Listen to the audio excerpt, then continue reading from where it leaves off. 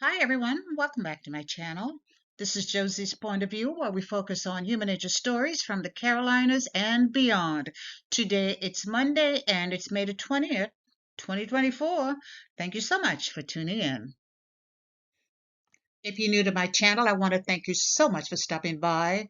I hope you find the information here to be informative. And if you're a returning viewer, by all means, thank you for coming back. You know, I always say the tide changes so frequently here on these YouTube streets. So you always have to acknowledge where your support comes from. And I want you to know I sincerely thank you for your support.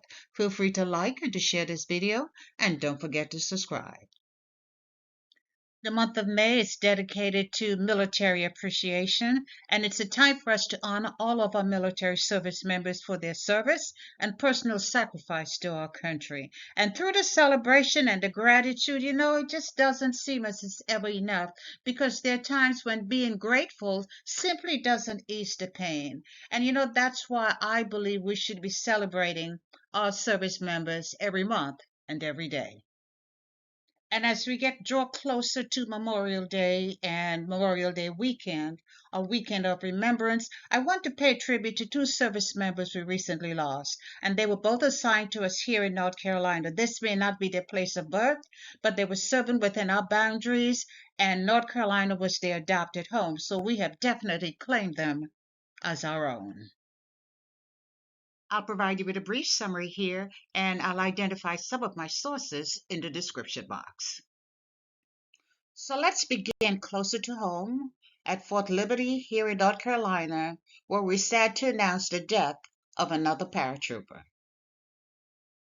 It was early in the morning on May the 4th, 2024. I believe the reports state that police responded to a call about shots fired at a local bar in the area. They called it the Hookah Bar and Lounge. The bar is located on Ramsey Street in Fayetteville, which is just a few miles from the Army military installation. When police arrived on the scene, they found one man with multiple gunshot wounds. The victim was transported to Cape Valley Medical Center here in Fayetteville, where, despite all efforts, they were unable to save his life and he was pronounced deceased. An eyewitness to the deadly shooting told the news media it started as a fight inside the bar, the hookah bar, and it spilled onto the parking lot. The eyewitness stated he heard 5 shots. Now, it is unknown how many shots actually struck the victim, but the number does not matter. The only thing that matters is that the injuries were fatal. And when the dust settled, we learned that the deceased was one of our active duty service members, 21-year-old Private First Class Jonah Malik Taylor, a paratrooper assigned to the 2nd Brigade Combat Team of the 82nd Airborne Division. A spokesperson for Fort Liberty confirmed his passing, but they did not receive much information on the soldier. And that frustrates me because it prevents us from honoring the soldier by acknowledging his military accomplishment. Nonetheless, through research, some of the information was available, but definitely not relating to his military service.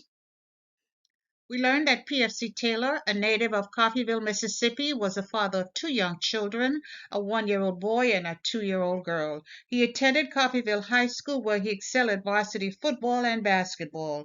He also ran track, including the 400 meters relay and the 110 high meters hurdle. And this picture to the right here was provided courtesy his high school. Now, he graduated high school in 2020 and later entered the military. And I'm not sure how long he had been here at Fort Liberty. That information was not provided, but this was definitely his first assignment. And upon learning of his passing, the commander of the 2nd Brigade Combat Team of the 82nd Airborne Division did issue a statement stating that PFC Jonah Taylor was an exceptional paratrooper, a great teammate, and an outstanding young man. His loss is tragic, and we extend our sincere condolences to his family, friends, and to those with whom he served in the Falcon Brigade.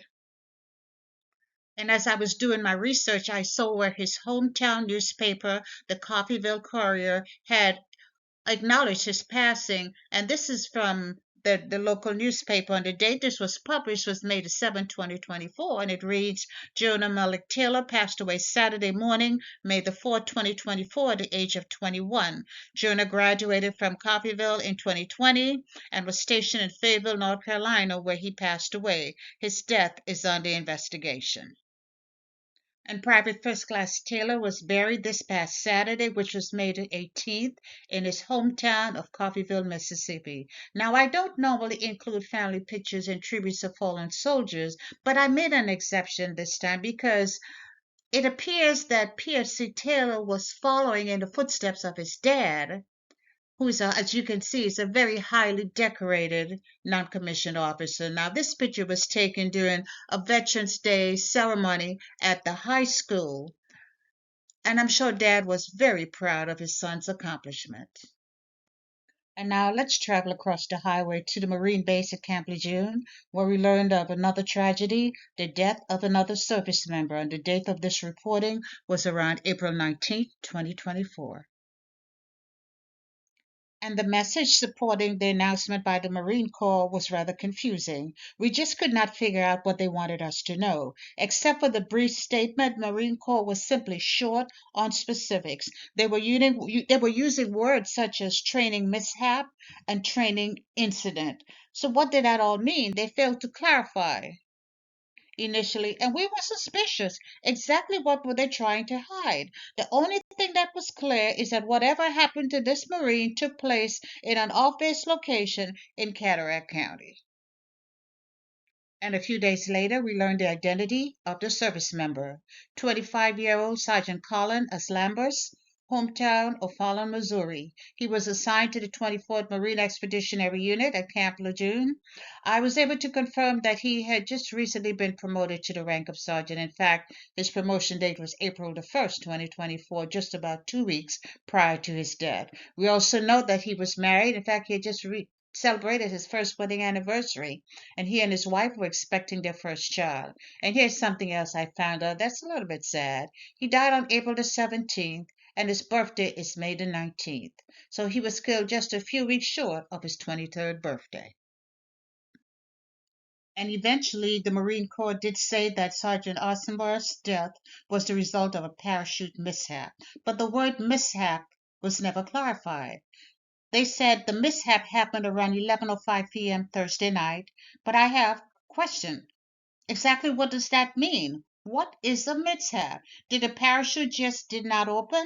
Did he land in the water and drown? Did he get caught up in the trees? Did you locate him quickly? Did he have immediate access to medical care? What's the problem, Marine Corps? Exactly how did the service member die? Why do we have to go through all these changes? But we want to know. They said the death is under investigation, but I really don't expect to hear anything else regarding the demise of the service member.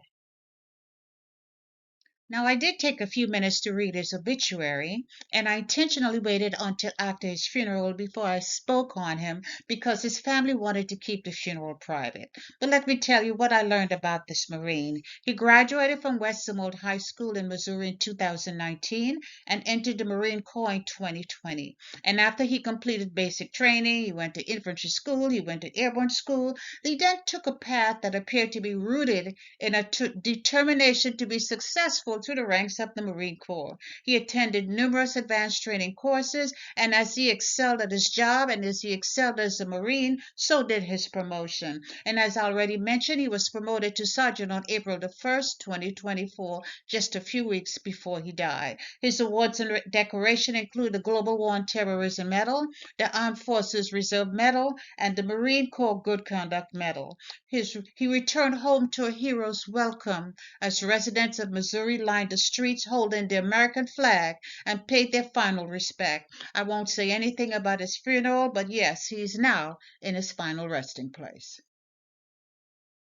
And so we're pausing ever briefly to pay our final respect. We pause to acknowledge that two faithful warriors have earned their wings and have finally reached their destination. They are now resting, surrounded by those warriors who have gone before them. So Sergeant Colin Arslanbus and PFC Jonah Malik Taylor, your mission is finally completed. So rest well, my friends, and thank you for your service. And that's all I have for you right now, but feel free to leave me a comment below and let me know what you think about this video, and by all means, feel free to like it and to share it. And if you haven't done so already, I want to invite you to subscribe to my channel by clicking on that red subscribe button. It's on the bottom right-hand corner of your screen. And if you click on the bell that looks like just like this one, that's the notification bell. If you click on that notification bell, you'll be the first to know whenever a new video is uploaded. I thank you for watching, and I'll talk to you soon. Bye.